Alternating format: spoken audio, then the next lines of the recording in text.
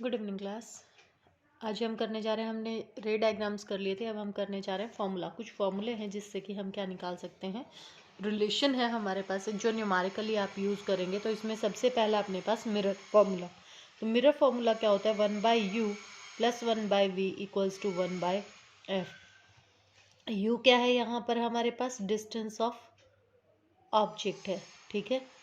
v क्या है, हमारे पास डिस्टेंस ऑफ इमेज है। और f क्या है, हमारे पास फोकल लेंथ है। तो इनमें से आपको कोई भी दो चीज़ें दी मिलेंगी और तीसरी चीज़ आपको निकालनी होगी।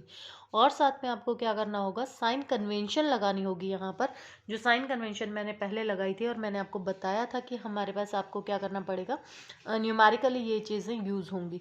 अब जैसे मान लो कि मैंने क्या किया, अब ये थोड़ा सा आपको याद करने के लिए मैं बता रही हूँ दोबारा से। जैसे हमने कनकेव के लिए बात की थी, तो कनकेव के लिए हमारे पास फोकस किधर होता है, ऐसे बनता है ना कनकेव। तो फोकस किधर है, इधर ही, पोल से अपोजिट डायरेक्शन में। तो सारे डिस्टेंसेस नापने कहाँ है, पोल पर, ठीक है। तो इधर वाले सारे नेगेटिव, इधर वाले सारे पॉजिटिव। तो इसमें 6 केसेस थे हमारे पास, 5 वर्चुअल, 5 रियल थे और एक कैसा था, वर्चुअल था, राइट। तो अपने पास u is always negative, u तो नेगेटिव है ही, इसके लिए f भी नेगेटिव होगा, ठीक है, r भी नेगेटिव होगा।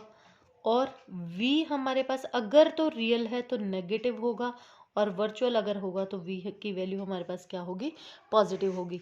h अपने पास क्या कहलाता है, हाइट ऑफ ऑब्जेक्ट, ये हमेशा पॉजिटिव होगा। h dash height of image, अगर हमारे पास रियल है तो नेगेटिव होगा और वर्चुअल है तो कैसा होगा, पॉजिटिव होगा। तो ये थोड़ा सा अगर आप याद रखेंगे और न्यूमेरिकली जब आपको वैल्यूज़ निकालनी होंगी तो आपकी वैल्यूज़ कभी भी गलत नहीं आएंगी, अगर आपको ये चीज़ें पता होंगी तो प्लस माइनस का ही चक्कर रहता है बस इसमें। जब न्यूमेरिकल आप करते हो तो वो गलत हो जाते हैं कई बार ड्यू टू साइन कन्वेंशन। तो साइन कन्वेंशन अगर आपको पता होगी तो आपको ये पता रहेगा, रे डायग्राम आपको पता रहेंगे, तो आप आसानी से न्यूमेरिकल निकाल सकते हो। 3 मार्क्स का न्यूमेरिकल इस पर आता है। अब अपने पास, अगर अपने पास सिर्फ और सिर्फ फोकल लेंथ हमने निकालनी हो तो, और हमें क्या दे रखा हो, रेडियस ऑफ कर्वेचर दे रखा हो, तो दूसरा फॉर्मूला हमारे पास क्या है कि रेडियस ऑफ कर्वेचर जो है वो किसके बराबर होता है, 2f के, ट्वाइस ऑफ फोकल लेंथ होता है। और फोकल लेंथ यहाँ से निकाली जा सकती है किसके बराबर, r/2 के बराबर, ठीक है। तो एक फॉर्मूला आपके पास ये है। Next one is linear magnification. Linear magnification ये रेशो होता है, इसको हम कैसे डिफाइन करेंगे, it is the ratio, the linear magnification is the ratio of height of the image to the height of the object. क्या है ये, ratio of height of image to height of object, ठीक है। अब h dash से मैंने image की ली है और h से किसके लिए है, हमने ऑब्जेक्ट की। तो इसको हम डिनोट करेंगे किससे, इसको हम डिनोट कर रहे हैं किससे, h dash divided by h, ये हम डिनोट कर रहे हैं। ये जो है अपने पास, ये हो गया अपने पास हाइट ऑफ इमेज और ये हो गई हाइट ऑफ ऑब्जेक्ट, ठीक है। तो अपने पास जो मैग्निफिकेशन है, मैग्निफिकेशन दैट मीन्स कि अब अपने पास मैग्निफिकेशन क्या, कि अगर h डैश बड़ा हो h से तो इमेज कैसी होगी, एनलार्ज होगी, ग्रेटर साइज होगी, किससे, ऑब्जेक्ट से। तो यानी कि अपने पास इसकी वैल्यू, अगर अपने पास क्या है, m की वैल्यू ग्रेटर देन 1 आती है, ठीक है। तो इस केस में अपने पास m की वैल्यू क्या होगी, ग्रेटर देन 1 होगी। सेकंड केस क्या हो सकता है कि अगर ये दोनों क्या हो, बराबर, तो m की वैल्यू किसके बराबर होगी, 1 के बराबर। तो ये दो केसेस में ऐसा होता है, या तो अपने पास क्या हो, प्लेन मिरर हो, तो प्लेन मिरर में हमेशा सेम हाइट की, जिस हाइट की ऑब्जेक्ट होती है उसी हाइट की अपने पास क्या बनती है, इमेज बनती है।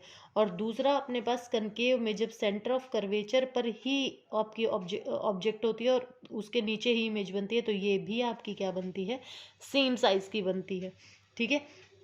लेकिन क्योंकि इसमें अपने पास नीचे बनी है तो इसकी वैल्यू +1 नहीं होती, इसकी वैल्यू क्या हो जाती है, -1 हो जाती है, ठीक है। तो अपने पास यहाँ पर अगर हमारे पास क्या है, थर्ड केस, कि अगर h डैश छोटा है किससे, h से, तो इसकी वैल्यू क्या होगी, <1 हो जाएगी। तो इस टाइम पर अपने पास क्या बनेगी, वर्चुअल इमेजेस बनेंगी, ठीक है। अब अपने पास रियल के लिए, अब ये भी याद करने वाली चीज़ है, अगर अपने पास रियल इमेजेस बनती हैं तो अपने पास इसकी वैल्यू, m की वैल्यू क्या होगी, नेगेटिव होगी। रियल और इन्वर्टेड जब भी बनेगी अपने पास तो नेगेटिव होगी। और अगर अपने पास कैसी इमेज बन रही है, वर्चुअल इमेज बन रही है, तो m की वैल्यू हमारे पास कैसी होगी, पॉजिटिव होगी। ठीक है, लीनियर मैग्निफिकेशन निकालने का एक और फॉर्मूला होता है अपने पास, m इज इक्वल टू क्या रख रहे हैं हम, h dash by h equals to minus v by u. ये माइनस फॉर्मूले का ही है, बाकी जो ये v और u आपके हैं ये अकॉर्डिंग टू मिरर, जो भी मिरर आपको गिवन होगा उसके अकॉर्डिंगली साइन कन्वेंशन लगाकर आप यहाँ पर पुट कर देंगे।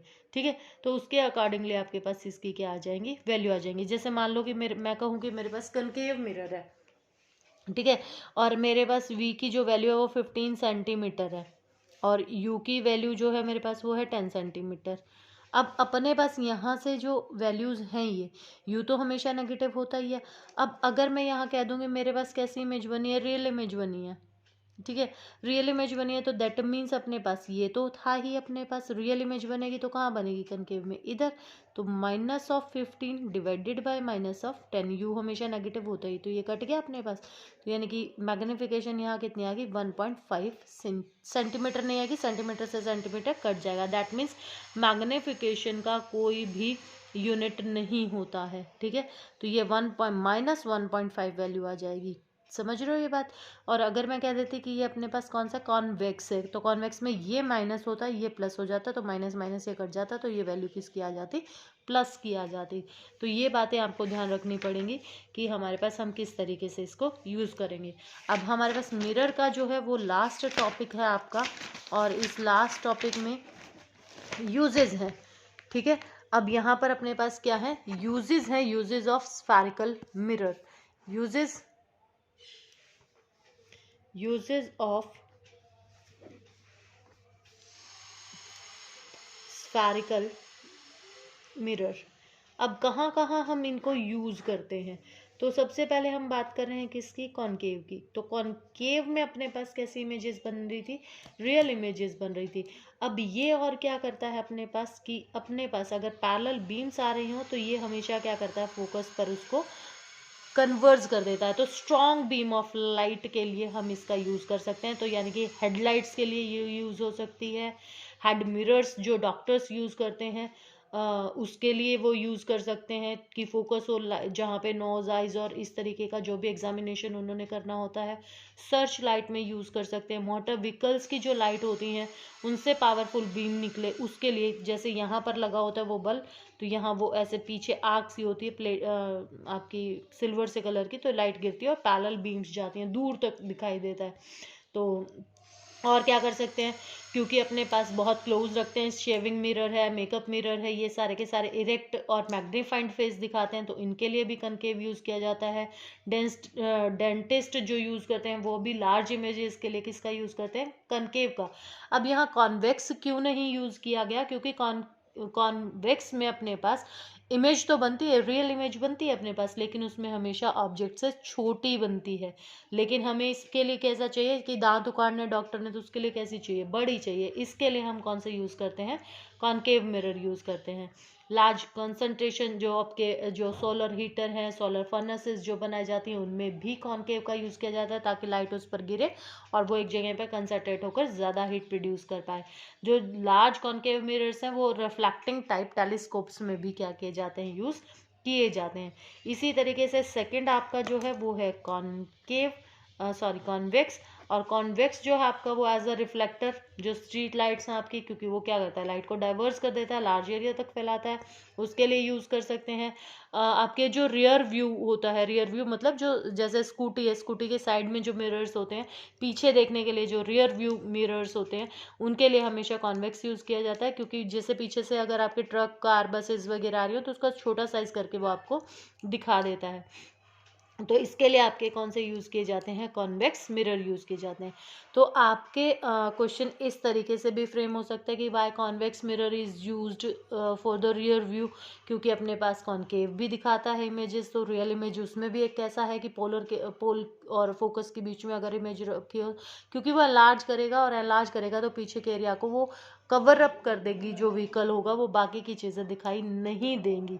तो कॉन्वेक्स का यूज़ इसलिए किया जाता है क्योंकि एक तो इरेक्ट इमेज बना रहा है, दूसरा ये छोटी बना रहा है, स्मॉलर देन द ऑब्जेक्ट बना रहा है, तो इसकी वजह से एक वाइडर फील्ड ऑफ व्यू मिलता है हमें देखने के लिए, कि हम पीछे आसानी से और भी चीज़ों को क्या कर पाते हैं, देख पाते हैं। तो ये हमारे पास कुछ आपके मिरर्स के यूजेस थे। एक आपको क्वेश्चन जैसे प्रैक्टिकल बेस्ड क्वेश्चंस जो आते हैं आपके, उसमें ये आ सकता है कि अगर आपको 3 मिरर दे दिए जाएं और प्लेन मिरर है, कनकेव मिरर है और कॉन्वेक्स मिरर, तो विदाउट टचिंग देम आप कैसे उनके बीच में डिस्टिंग्विश कर सकते हैं। तो उसको डिस्टिंग्विश करने के लिए वे नॉर्मली लुक के हम उसमें अपने चेहरे को देखेंगे, हमने उसको टच नहीं करना, हम उसके ऊपर जाके देखेंगे, अगर सेम साइज का मिरर है दैट मीन्स वो प्लेन है, ठीक है। अगर हमारे पास वो वर्चुअल इरेक्ट और मैग्नीफाइड बना रहा है हमारा फेस यानी कि जैसे ही हम मिरर के क्लोज जाएंगे तो हमारा फेस बड़ा दिखाई अगर देने लग जाता है तो वो अपने पास कौन सा हो गया, कॉनकेव हो गया। और अगर छोटा डिमिनिश्ड कर देगा, उसको स्मॉलर दिखाएगा, तो दैट मीन्स वो कौन सा हो गया, कॉन्वेक्स हो गया। तो इस तरीके से हम विदाउट टचिंग उसको क्या कर सकते हैं, आइडेंटिफाई कर सकते हैं किसको, मिरर्स को। तो अब मैं जो आपको काम दे रही हूँ वो ये है आपको, कि आपके एनसीईआरटी में जितने भी न्यूमेरिकल्स हैं अकॉर्डिंग टू मिरर फॉर्मूला, आपके फोकल लेंथ निकालनी या रेडियस ऑफ कर्वेचर निकालनी, वो जितने भी न्यूमेरिकल्स हैं वो सारे के सारे न्यूमेरिकल्स आप करेंगे। कल से मैं दूसरा टॉपिक शुरू कर दूंगी रिफ्रैक्शन का, रिफ्लेक्शन हमारा यहाँ ख़त्म हो जाता है, और कल से हम कौन सा शुरू करेंगे, रिफ्रैक्शन का शुरू करेंगे।